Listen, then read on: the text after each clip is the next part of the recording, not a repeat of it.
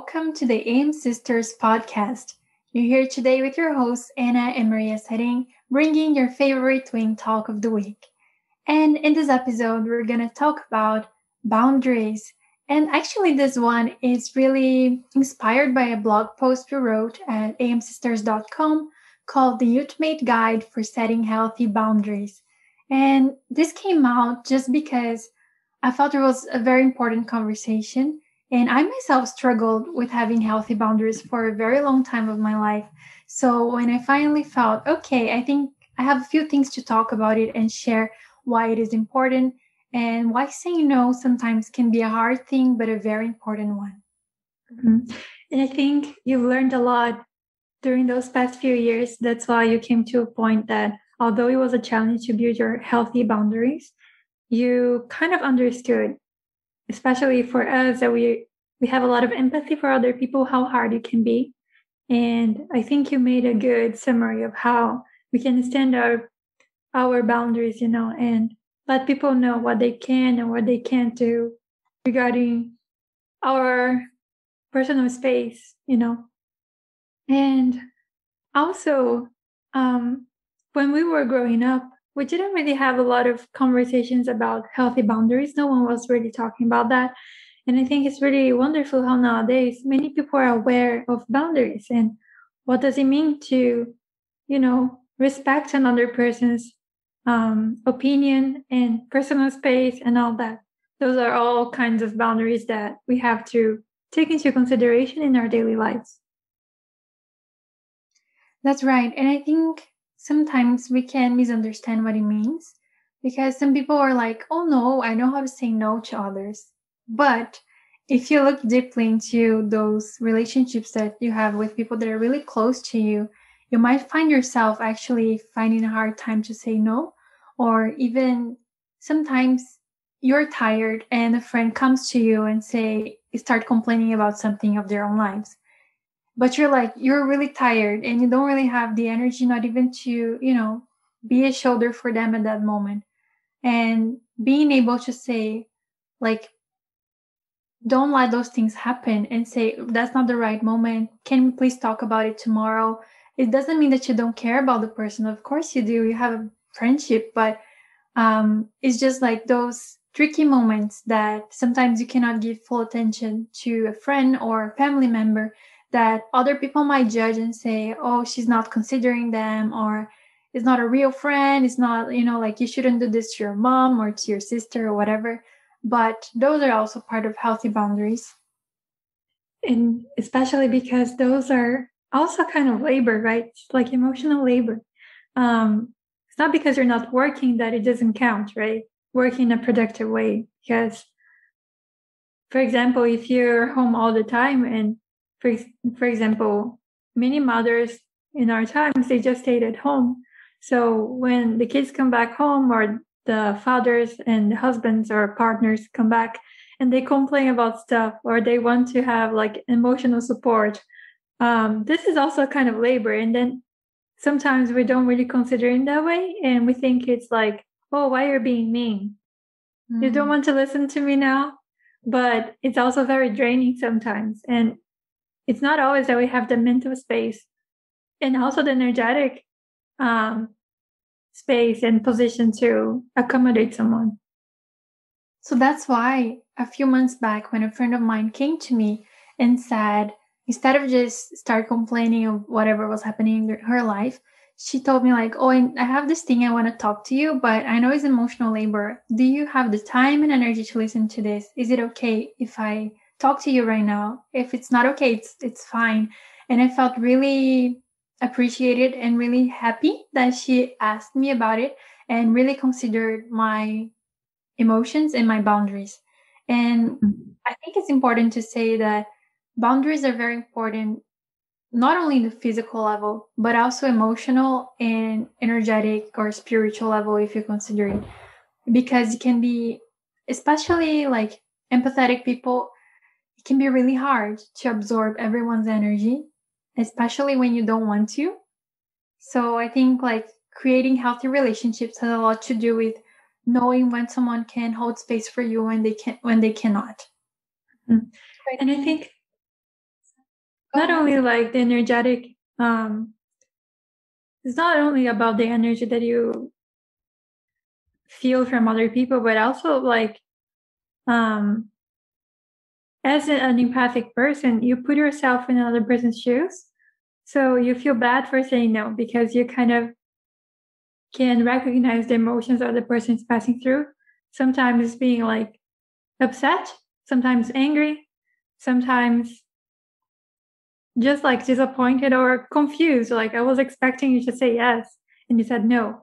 So I think I personally really struggle with that because I feel a little bit ashamed or like guilt of saying no to people, like, oh, they're disappointed on me. So it's something that I still have to work on.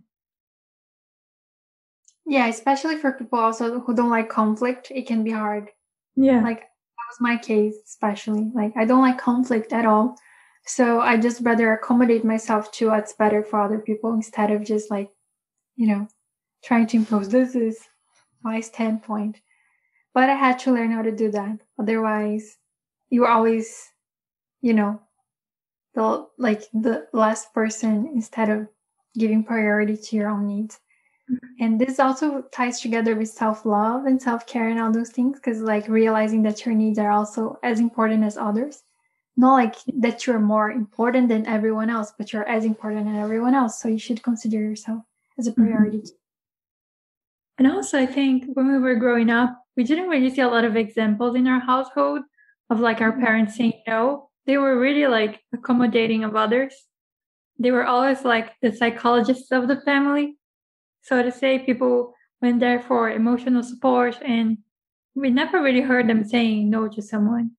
And we always said they had a hard time saying no to their own brothers, my mom and my dad.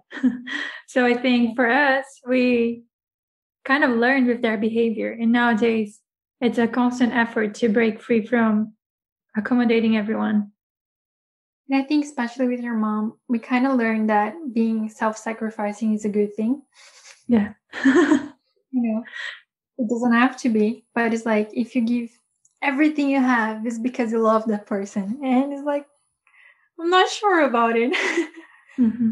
But maybe that's why now we should talk about what are the causes for broken boundaries, why this happens. And as we always say, it goes back to childhood. It always goes back to childhood. And actually, this is a pattern learned from parents usually, or the main caregivers. And it's that moment when a child is learning what is love and what is acceptable, what is not acceptable. So when a child wants something, they usually cry. They usually, express themselves in whatever way they can.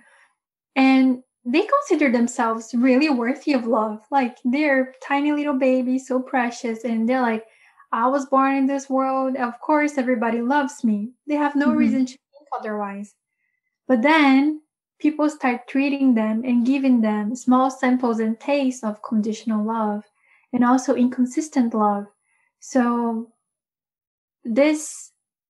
when parents or caregivers or people that are like adults in their lives start saying, oh, I love you because this and that, or you were a good child because this and that, or when they are crying and no one comes to attend for their needs and they're like, what should I do? The child becomes really lost in that sense. So it creates kind of a lack of boundaries or boundaries that are overstepped. And I think it's really important for parents to realize that children do have boundaries and they are not, and they can be broken in very various ways. It can be for an authoritative parent that just do whatever they want and don't consider the child's need or their will or whatever they feel like doing it, and they just impose whatever they think is correct. But also for overprotective parents that don't allow their child to explore and to have this creative space to do whatever they want because they're always under their wings and saying, no, this is dangerous. No, this is this and that. So I think all those things are various things that happen in these very formative years for children that can teach them a lot about not having boundaries, actually. And I think it's really upsetting to me how children, they can be violated in so many ways. Like in the physical way, some parents and, adults, they pinch their children or, slap them or, all this kind of like physical abuse. And also like emotional. And, every time they do something, anything, there are people screaming at them and saying that they are doing something wrong and you shouldn't and you can't and you're a bad child. And, all this is like very impactful in the way a child is going to grow up. Especially like, how do you want the child to understand that something was not supposed to be done if you don't explain, right? If somebody just nowadays, as a grown up, somebody says to you, oh, you cannot do this. You want an explanation, right? Why? Why I can't? It's something new. I want to try. So a child is the same, but in a way bigger way because they don't know many, many things. So everything is like entertaining and curious and they want to know everything about the world. But the people that were supposed to take care of them are like always restricting them and shouting at them. It's like a very unsafe environment for them to explore the world and their existence. And as you said, talking about unconditional love, I think no parents in the entire world can say that they had a completely unconditional love to their children, unfortunately. But it's our broken selves as human beings, right? We're not gods and goddesses like we see in mythology. Or even mythology, they were kind of broken sometimes. But, this idea that someone can be a perfect parent, it doesn't really exist. Because they were broken themselves in the first place.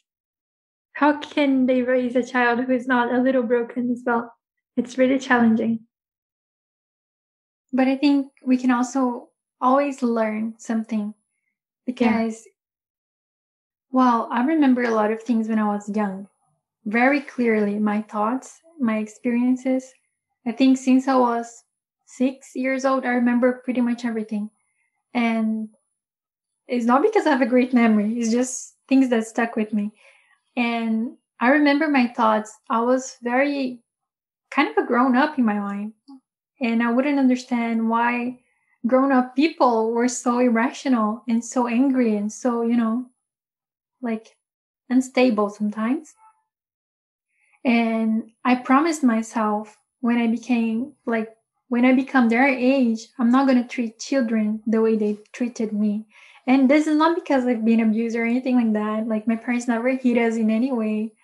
They just scolded us with words, but they never pinched us or anything like that. But I mean, sometimes I was just like, can you just listen to me? Because you as a child, you also have a mind of your own. But I think it's not only with our parents, right? It's everyone. People, teachers, all people, they don't respect children the way they should. Yeah. And so coming back to the boundary stuff, I think because, for example, if your parents, they were always overstepping your boundaries when you were young, you learn with that it's normal. So, for example, if you have an authoritative parent and you grow up and you face a situation where you have like an authoritative figure in your life, your boss, your professor, this and that, they can do whatever they want. And you're not going to be able to stand up for yourself and say, this is not right. I shouldn't be treated this way, because that's what you internalize. There's a hierarchy system and you're at the bottom. So when you see those things reflected in your later life, you're not going to be able to stand up for yourself. And sometimes we even think like, oh, my opinion doesn't matter. Nobody ever wanted to consider my opinion. Why now they would? Sometimes you don't think about this in a conscious way, but unconsciously you're thinking, my opinion doesn't matter. Why should I voice it out? People don't want to listen to me. So that's one of the ways that we can have no boundaries, because we believe that our voices doesn't really matter. and everyone else has something to say except for us. I think another way as well that childhood patterns can impact us in later life, I think we talked about is when we were talking about love and all those episodes before Valentine's Day. But sometimes when we talked about attachment styles, actually, but you recognize love from those patterns you had in childhood. So, like we said, if you had conditional love and inconsistent patterns of love, you might reproduce that in your relationships, especially romantic relationships in later life. So those are just like a few examples of how lack of boundaries or boundaries issues can impact your life in all stages of your life, actually. Mm-hmm. And I think especially for parents who are very protective, it's really difficult to stand the boundaries to them, because you don't want to be rude, you don't want to be a bad child or bad daughter, but you kind of have to teach your parents as well when you learn about boundaries that this is not okay. I think it's really nice the way you put it on your blog post. You mentioned some examples of like sentences and like situations that could happen and how you can stand your boundaries and in a nice or in a nicer way. Do you want to give us any example of that? Yes, I can. Okay, but first I wanted to talk about, because I wrote there 5 steps to build healthy personal boundaries. And then I can give examples of how you can set those like in situations. So the first one I wrote is like understand who you are and what your values are. Because when you're sure in yourself and you know what you stand for, it's easier to understand when this is being overstepped. So when you feel like, oh, this goes against my values, you know that your boundary should stand there. Also recognize your priorities. So when you have a priority, you really need to do something, but someone else comes and say, "Hey, can you help me?" You want to say sorry, not right now, So also the third one would be assert your position. So it doesn't mean being intransigent, but it's just like remembering that you're not doing what, like, you have a certain position in your life and you can keep that ground, and you don't necessarily need to let people tell you what your position are or what you can or you cannot do. And the other one is like let people know when they cross your boundaries, because so it doesn't repeat again. So some of the examples I gave, my sister was laughing at me because sometimes you won't exactly use exactly what I said, but those are just like a few examples of things you can say. So I wrote, for example, you can say if something happens and you have an argument, but you don't agree with the person, you can say, for example, I appreciate your opinion, but I'd rather follow what I already had in mind instead of like accepting your suggestion. You're being polite, but you're saying, I believe in myself. I believe in what I'm doing.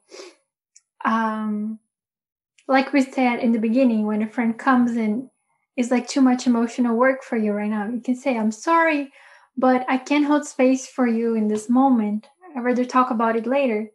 What do you think about tomorrow, or something like this? You don't say you can't, but it's just at this moment I'm not available, but we can talk about it later.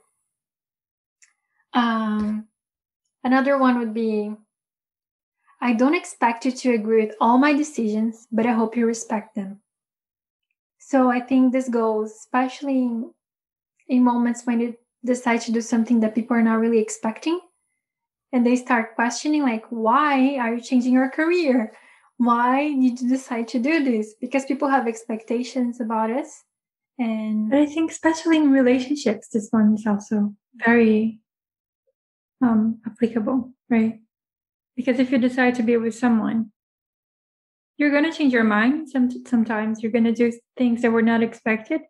So it's almost like, are you still with me or not? even though I change, even though I want to do this and that, even though you cannot agree with everything I do, are we still on the same boat or not? Yeah. And this other one I think would be nice for moments, especially for overprotective people. You can say, "Thank you for worrying about me, but I know what's best for my well-being at this moment." So, because sometimes people can be too protective and you don't need that all the time. So it's like, I can take care of myself. Don't worry, Um, and those are just like kind of reminders and things you need to practice actually. Learn how to say your no's in ways that won't offend people, but also won't harm you. Yes. But I think sometimes boundaries can be really complicated. For example, some people, they come from different cultures and we all just have different ideas of what's okay and what's not. So, for example, our personal space, we need to maintain a certain space between people, right? Some people, they don't really notice that. And it's quite hard to say, can you go like 2 feet away from me? It's quite rude to say in that way, even though you keep like going a little further and further to create space, the person comes closer and closer. It's like, oh my goodness. So I think there are many situations still that we have to deal in our daily lives that can be a little bit tricky. Yes, so many. And that's the point about boundaries, is something you need to internalize because they can be tested in so many different ways. So many different ways. And I think it's hard relating to culture because, for example, in East Asia, Japan and Korea at least, there is a very structured hierarchical system for some things like work or university, this and that. So if someone who's older than you and asks you to do something, you cannot deny if you belong to this culture. And it goes to extremes. It's not only in the school environment or work environment, but outside of that, the hierarchical system remains. And because we're foreigners, I'm like, what the actual crap? Because this can't happen, like, I'm not gonna do this, even if you're like my sambe or whatever. So I totally agree. In Japan is the same. I mean, it's crazy how people just obey the others just because they are older. It makes no sense. Makes no sense. I'm really glad we were not raised in a culture like this. Because even if you move away from Japan or Korea, if you're raised here, it's a real challenge to change your mindset and the way you were raised, right? yes, that's complicated because I know a lot of people say, but this is like societal way of being. But I think in whatever society you live in and you're raised in, you always need to remember that you matter. Your opinions matter, and you have the right to say no. You have the right to stand your ground, and you're as important as everyone else. And you should be respected we should be treated with respect always. Yes, and culture is always changing. Yes. So this can change too. May take a while, but perhaps in the future, things will be a little more fair. Hopefully. And let's raise our kids to have better boundaries and be treated with love and not fear and all those things. So remember, you are as important as everyone else. Don't let anyone say what you should do, or don't let anyone try to overstep your boundaries, and learn about how you can cultivate your healthy boundaries and, put yourself in the first place. Yes, because you're unique. You're the only one who can live your life. And I hope you have a beautiful experience because life's not that long. So you better do what you love. So if you have any other ideas of how you can say no or establish your boundaries in a very polite way, let us know in the comments. And thank you so much for listening to another episode. I hope you enjoyed it. And if you're listening to us on the podcast, you can always leave us a review. You can find the blog post on our website. We're going to leave it in the description below. Give us a like, share, subscribe if you're not, and see you next week. Thank you. Goodbye. Thank you.